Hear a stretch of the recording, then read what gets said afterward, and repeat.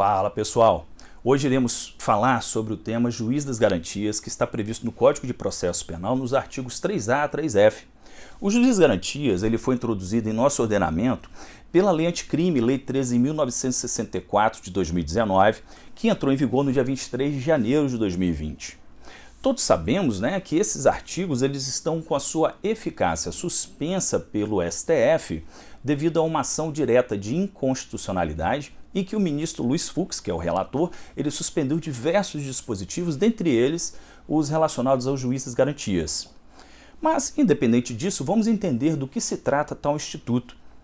Inicialmente, devemos lembrar como é que era antes da lei e como fica depois da lei. Pois bem, antes da lei, nós tínhamos a previsão de apenas um magistrado. Esse magistrado atuaria desde a fase de investigação e depois na fase de instrução e julgamento, dando a sua decisão ao final. Com a lei anticrime, passamos a ter a previsão de dois juízes.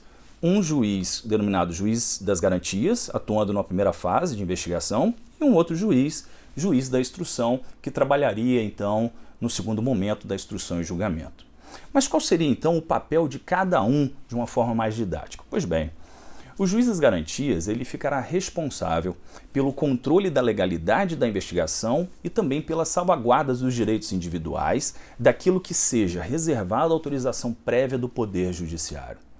Já o juiz da instrução, ele ficará responsável pela condução do processo, velando pela observância dos princípios constitucionais, dentre eles o contraditório, a ampla defesa e também pelo julgamento. Sabendo que o juiz das garantias ele não irá atuar no julgamento, devemos atentar que a sua criação se deve principalmente para isolar a imparcialidade do magistrado julgador, uma vez que o juiz que já teve contato, por exemplo, com as provas cautelares, em tese ele acabaria se contaminando com essas provas produzidas. Vale ressaltar que o juiz das garantias ele não é um juiz investigador, mas apenas ele irá atuar após ser provocado pela polícia ou pelo Ministério Público. Ressaltamos que o artigo 3A ele prevê expressamente a adoção do sistema acusatório no processo penal brasileiro. Aqui, apenas um parênteses em relação a isso. Vamos explicar um pouco sobre o sistema inquisitivo e o sistema acusatório. O sistema inquisitivo, ele afirma o seguinte, que nós teríamos a função de investigar, de acusar e de julgar nas mãos de um único órgão. Esse órgão iria atuar então nessas três funções e não teria direito ainda a contraditório ou ampla defesa. Já o sistema acusatório, nós teríamos uma divisão entre essas funções de investigar, acusar e julgar por diferentes órgãos, respeitando aqui o contraditório e a ampla defesa. Sabemos que o conceito de sistema acusatório ele não é único no direito comparado, pois há países como, por exemplo, a Alemanha, a Holanda, Portugal, Equador, em que o juiz ele é livre para produzir prova no processo, mas não na fase investigatória, sendo isso compatível com o sistema acusatório nesses países. Pois bem, vamos verificar agora algumas atribuições do juiz das garantias. Bom, o juiz ele deverá receber a comunicação imediata da prisão, fazer o controle da legalidade dessa prisão, zelar pela observância dos direitos do preso, ele pode determinar inclusive que este preso seja conduzido à sua presença a qualquer tempo, ser informado sobre a instauração de qualquer investigação criminal, seja ele, por exemplo, instaurado pela polícia ou até mesmo um PIC, um procedimento investigatório criminal pelo Ministério Público. Deverá decidir sobre requerimento de prisão provisória ou medida cautelar. O juiz das garantias é quem vai decidir sobre o requerimento de produção antecipada de provas. Aqui eu cito o exemplo do artigo 225 do Código de Processo Penal. Prorrogar o prazo de duração do inquérito, lembrando que agora a previsão é de 15 dias, podendo prorrogar uma única vez, se tratando de réu preso. Decidir sobre o recebimento da denúncia ou queixa nos termos da lei. Decidir sobre a homologação do acordo de não persecução penal. O ANPP, o Acordo de Não Persecução Penal, está previsto no artigo 28A, e também esse juiz irá decidir sobre a homologação da colaboração premiada. Temos outras ainda as atribuições que estão previstas na lei. Certo. Após listarmos algumas atribuições do juiz das garantias, vamos verificar agora quais os procedimentos estão sujeitos a este juiz. A competência do juiz das garantias ela abrange todas as infrações penais, exceto as de menor potencial ofensivo, a Lei 9.099 de 95. Frisamos aqui que essas atribuições elas cessam com o recebimento da denúncia ou queixa, quando então passa-se para a competência do juiz da instrução, sendo este então um marco para a final da atuação do juiz das garantias. Então, após recebida a denúncia ou queixa, as questões ainda pendentes deverão ser decididas pelo juiz da instrução. E aí vem um questionamento: será que essas decisões do juiz das garantias vinculam o juiz da instrução?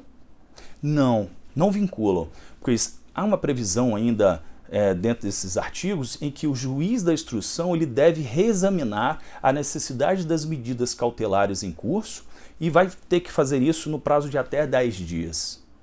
Bom, como vimos, o juiz das garantias ele irá atuar em um momento inicial da investigação e isso teve uma importante razão de não contaminar o juiz da instrução, visando manter ao máximo o sistema acusatório e a sua imparcialidade. Essa é a ideia teleológica. Mas o que fazer com as provas produzidas? Ou seja, o que pode acompanhar a inicial acusatória? Nós temos aqui dois posicionamentos. O primeiro posicionamento do professor Rogério Sanches Cunha, do Ministério Público de São Paulo, ele afirma que as matérias que estão fora dos incisos 3b podem acompanhar a inicial acusatória, como, por exemplo, a oitiva da vítima, testemunhas, interrogatório, procedimento do inquérito civil, da infância e juventude, enfim. Já o segundo posicionamento é uma posição sistemática do professor Renato Brasileiro, do Ministério Público Militar. Ele afirma que somente os documentos relativos às provas irrepetíveis, medidas de obtenção de provas ou de antecipação de provas é que poderiam acompanhar a peça exordial. Os demais elementos estariam fora. Então ele afirma que a intenção da lei é reforçar o sistema acusatório e não contaminar o juiz da instrução. Aqui me faz lembrar uma breve passagem no livro do professor Gustavo Badaró sobre epistemologia da prova, que traz um termo denominado verifobia, ou seja, parece que o sistema ele tem medo da verdade. Essa crítica ela é salutar, uma vez que verificada a legalidade das provas produzidas, por que não juntá-las para apreciação também do juiz da instrução? Aqui não estamos falando, por óbvio, do juiz produzir provas, mas apenas dar conhecimento a ele das provas que foram produzidas, e isso ressalta o princípio, inclusive, da verdade real. Tem-se a ideia de que estaríamos aplicando o tão famoso garantismo de Luiz de Ferraioli. Mas em relação ao garantismo, eu gosto muito da expressão trazida pelo professor Douglas Fischer, do Ministério Público Federal, que denomina garantismo penal integral, afirmando que o garantismo ele não é e não pode ser de mão única, pois deve tutelar 3 pilares importantes: vítima, sociedade e o acusado. O STF mesmo tem diversos precedentes afirmando a aplicação da vedação da proteção insuficiente. Por fim, dentro do pensamento de Douglas Fischer, já citado, garantismo é nenhum inocente condenado, mas nenhum culpado impune. Assim, a sentença condenatória, que preserva todos os direitos fundamentais, é um resultado de um juiz garantista. Vamos ver agora o impedimento dos juízes das garantias para funcionar no processo. O artigo 3d diz que o juiz que na fase de investigação praticar qualquer ato incluído nas competências do artigo 3b, que já citamos anteriormente, ficará impedido de funcionar no processo. Vale ressaltar que esse artigo 3d, de uma forma errônea, cita 2 artigos, que é o 4º e o 5º, mas isso está errado, o correto seria o artigo 3b. Ainda na sequência, a lei prevê, lá no parágrafo único, o sistema de rodízio dos juízes, naquelas comarcas em que funciona apenas um juiz. Agora, vamos imaginar como isso iria funcionar em comarcas em estados gigantescos como temos no Brasil, a exemplo do Amazonas, Bahia, Minas Gerais, em que um magistrado teria que percorrer quilômetros para chegar em uma comarca contígua.